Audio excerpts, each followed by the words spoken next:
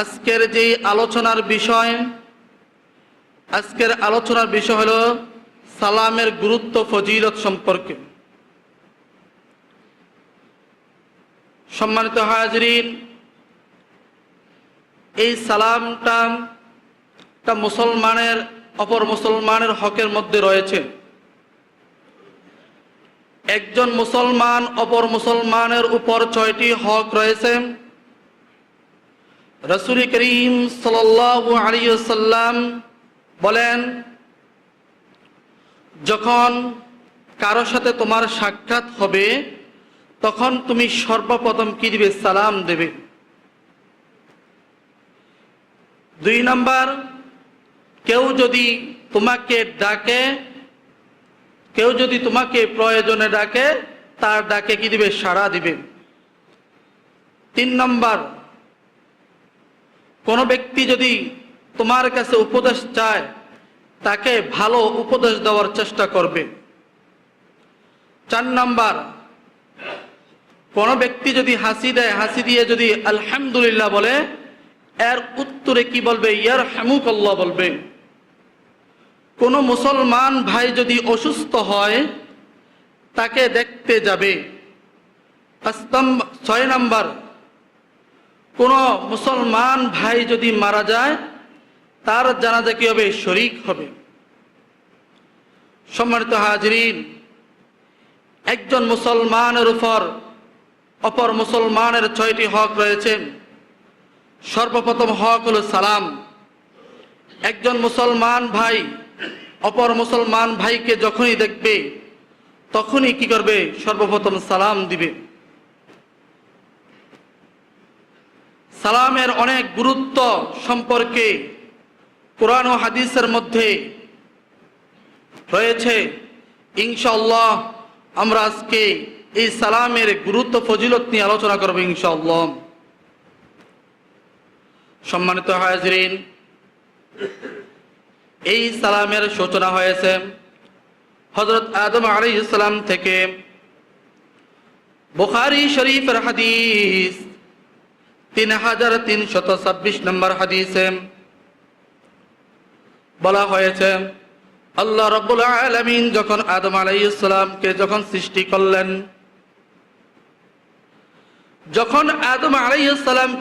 করলেন, আল্লাহ রাব্বুল আলামিন আদম আলাইহিস সালামকে বললেন, যাও ফেরেশতাদেরকে সালাম করো।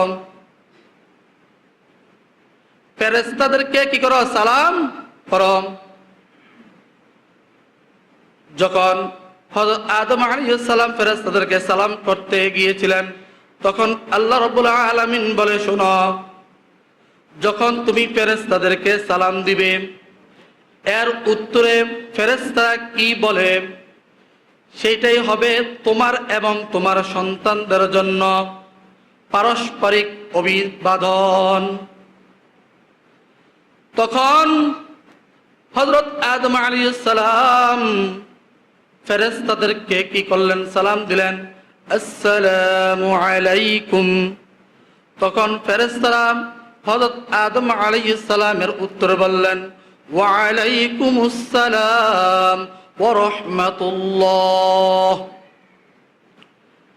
ফেরেশতারা কি করলেন? আদম আলাইহিস সালাম যেই সালাম দিলেন এর থেকে একটু কি করলেন? বাড়িয়ে বললেন। উলামায়ে কেরাম বলেন, যেই ব্যক্তি তোমাকে সালাম দিবে তুমি সালামের জবাবটা কি দিবে? উত্তরটা একটু বাড়িয়ে বলবে। তখন আল্লাহ রাব্বুল আলামিন বলেন, সূরা নিসার 86 নম্বর আয়াতে আল্লাহ রাব্বুল আলামিন বলতেছেন, وَإِذَا حُيِّيتُمْ بِتَحِيَّةٍ فَحَيُّوا بِأَحْسَنَ مِنْهَا أَوْ رُدُّوهَا। যখন কেউ তোমাদেরকে সালাম দেয় তোমরা উত্তম পন্থায় কি করো? সালামের জবাব দাও। যখন তোমাদেরকে কেউ সালাম দিবে তোমরা উত্তম পন্থায় কি করবে? সালামের জবাব দাও। মানে সালাম যদি সে বলে আসসালামু আলাইকুম, তুমি একটু বাড়িয়ে বলবে ওয়া আলাইকুমুস সালাম ওয়া রাহমাতুল্লাহি ওয়া বারাকাতুহু, একটু বাড়িয়ে বলো। এই জন্য সালামের সমান সমান শব্দ দ্বারা জবাব দেওয়া যায়। মুফাসসিরে কেরাম লিখেছেন সালাম যেই ব্যক্তি দিবে সে যদি বলে আসসালামু আলাইকুম, উত্তরদাতা কি বলবে? ওয়া আলাইকুমুস সালাম ওয়া রাহমাতুল্লাহ।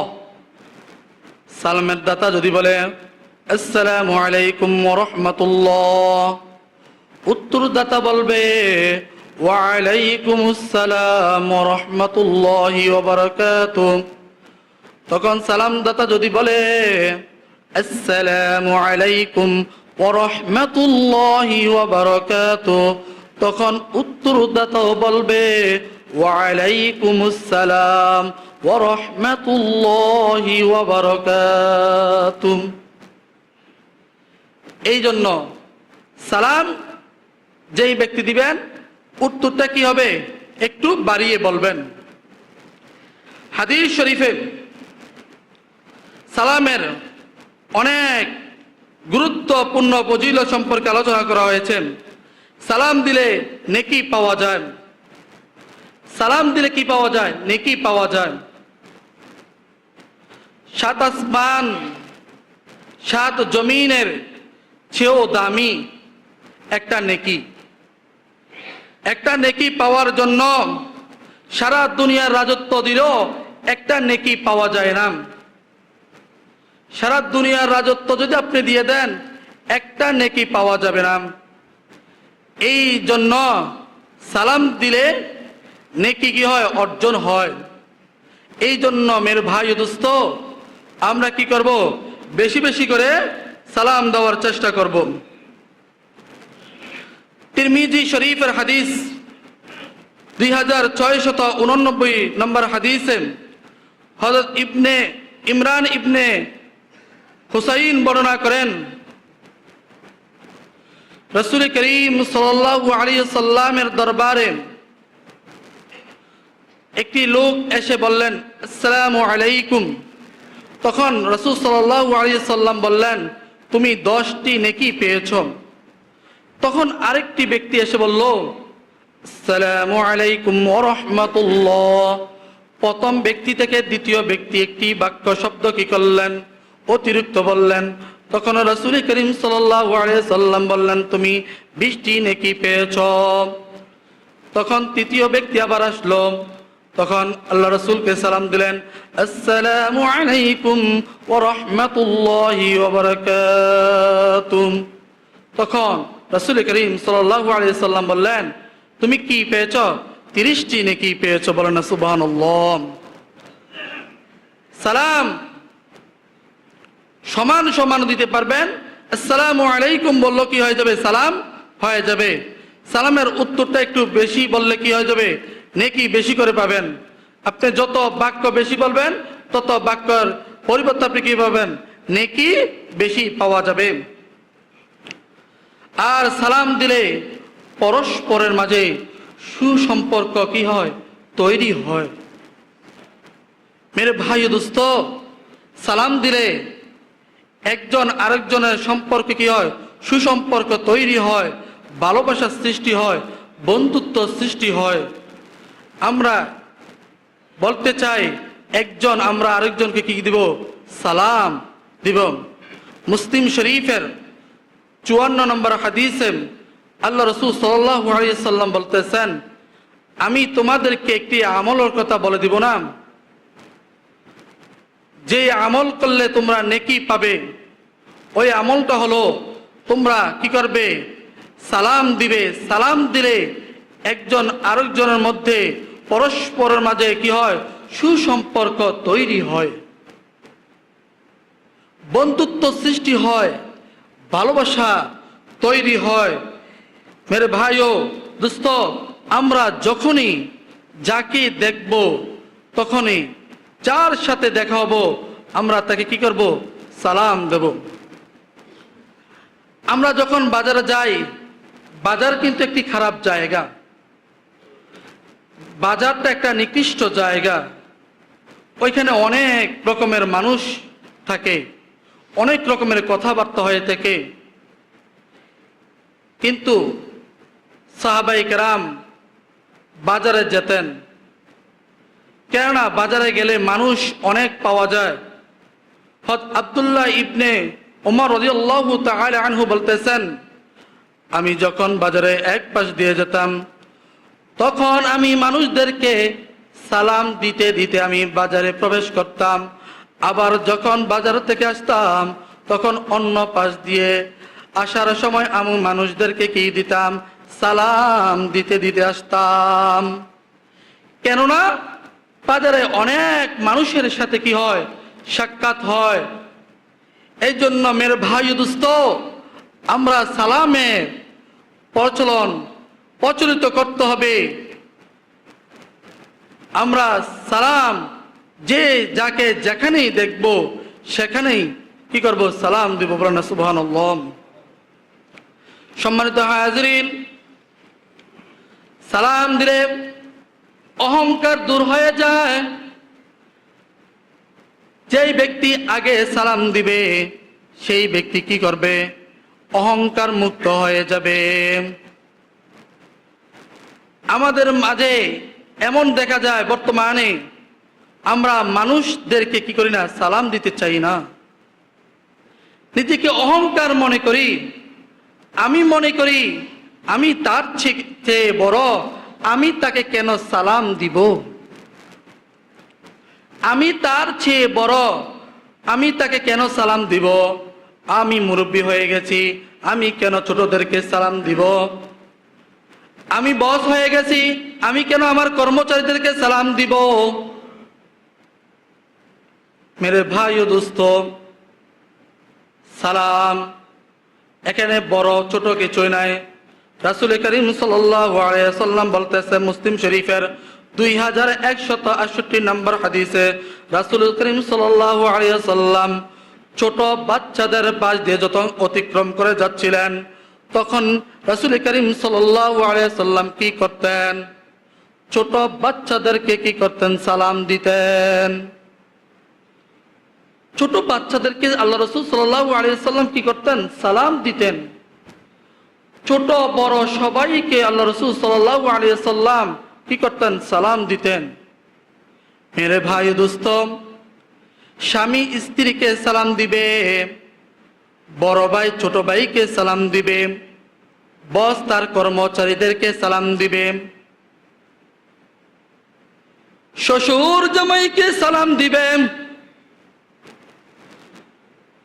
সালাম দিলে আপনার অহংকার কি হয়ে যাবে, দূর হয়ে যাবে। সালাম দিলে বন্ধুত্ব সৃষ্টি হবে। সালাম দিলে পরস্পরের মাঝে যেই দূরত্ব ছিল সেই দূরত্বটা দূর হয়ে যাবে। পরস্পরের মাঝে কি হবে, সুসম্পর্ক তৈরি হবে। এই জন্য আমরা কি করব, বেশি বেশি করে সালাম দিব। আল্লাহ রাসূল আল্লাহ রাব্বুল আলামিন জান্নাতীদেরকেও সালাম দিবেন। আল্লাহ রাব্বুল আলামিন জান্নাতীদেরকে সালাম দিয়েছেন। জান্নাতীরা যখন আনন্দ উল্লাসে মেতে উঠেছেন তখন তাদের সামনে একটা আলো চমকাতে লাগলো। তখন তারা উপরের দিকে তাকালেন, দেখেন আল্লাহ রাব্বুল আলামিন তাদের দিকে তাকিয়েছেন।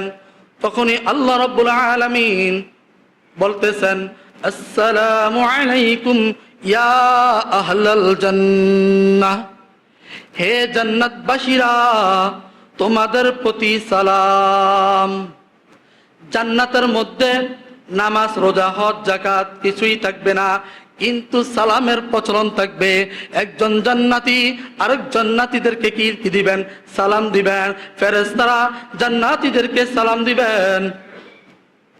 এই জন্য আমরা সালাম নিয়ে কৃপণতা করব না, সালাম নিয়ে আমরা কৃপণতা করব না, সালাম নিয়ে আমরা কৃপণতা করব না। সালাম দিলে বন্ধুত্ব সৃষ্টি হয়, পরস্পরের মাঝে কি হয়, সুসম্পর্ক তৈরি হয়। আল্লাহ রাসূল সাল্লাল্লাহু আলাইহি সাল্লাম বলেছেন, যারা সালাম দেয় না তারাই হচ্ছে সমাজের সবচেয়ে বড় কৃপণতা।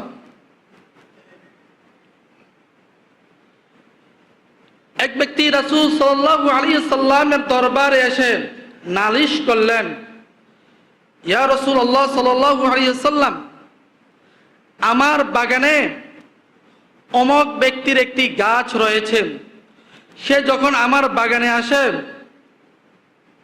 আমার অনেক কষ্ট হয়, আমার পর্দার ব্যাঘাত ঘটে। তখন রাসূল করিম সাল্লাল্লাহু আলাইহি সাল্লাম ওই লোকটিকে ডেকে আনলেন। ডাকা আনার পর ওই লোকটিকে বললেন, রাসূল করিম সাল্লাল্লাহু আলাইহি সাল্লাম বললেন, তোমার গাছটি কি করে দাও, আমার নিকট বিক্রি করে দাও। তখন ওই লোকটি বলল, ইয়া রাসূলুল্লাহ সাল্লাল্লাহু আলাইহি সাল্লাম, আমি আমার এই গাছটিকে বিক্রি করব না। রাসূল করিম সাল্লাল্লাহু আলাইহি সাল্লাম বললেন, তুমি এই গাছটিকে দান করে দাও। ওই লোকটি বলল, আমি দানও করব না। তখন রাসূল করিম সাল্লাল্লাহু আলাইহি সাল্লাম বললেন, তাহলে জান্নাতের বিনিময়ে, একটি গাছের বিনিময়ে তুমি আমার নিকট ওই খেজুর গাছটি তুমি কি করে দাও, বিক্রি করে দাও। ওই নাফরমানি বান্দা কি করলো? রাসূল করিম সাল্লাল্লাহু আলাইহি সাল্লামের কথা শুনলো না।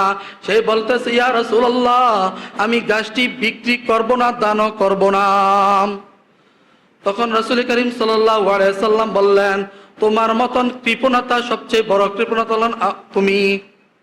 তোমার মতন কৃপণতা আমি আর দেখি নাই, কিন্তু হ্যাঁ, তোমার থেকেও সবচেয়ে বড় কৃপণতা হলো ওই ব্যক্তি যেই সালাম দেয় না। তোমার থেকেও সবচেয়ে বড় কৃপণতা হলো ওই ব্যক্তি যে কি দেয় না, সালাম দেয় না। মেরে ভাই দোস্ত, আমরা যদি সালাম দেই, আমরা তাহলে আল্লাহ রাব্বুল আলামিনের প্রিয় বান্দা হিসেবে গণ্য হব। তাহলে আমরা জান্নাতীদেরকে আল্লাহ রাব্বুল আলামিন যেভাবে সালাম দেন, আমরাও আশা করি আমরাও আল্লাহ রাব্বুল আলামিন থেকে সালামের আশা করতে পারি। পারি কি পারি না? এই জন্য আমরা কি দেব, একজন ভাই অপর ভাই মুসলমান ভাই থেকে দেখলে আমরা সালাম দিব। যাকে যতবার দেখব ততবারে আমরা কি করব, সালাম দিব। সালাম দিলে আমাদের মাঝে সুসম্পর্ক তৈরি হবে, আমাদের যে অহংকার রয়েছে অহংকারটা দূর হয়ে যাবে, বন্ধুত্ব সৃষ্টি হবে। এই জন্য আমরা সকলে সালাম দেওয়ার চেষ্টা করব ইনশাআল্লাহ। আজকে যে আলোচনা করেছি, এই আলোচনার উপর সর্বপ্রথম আমাকে আমল করার তৌফিক দান করুন এবং আমাদের সকলকে আমল করার তৌফিক দান করুন। ওয়া আখিরু দাওয়ানা আলহামদুলিল্লাহি রাব্বিল আলামিন।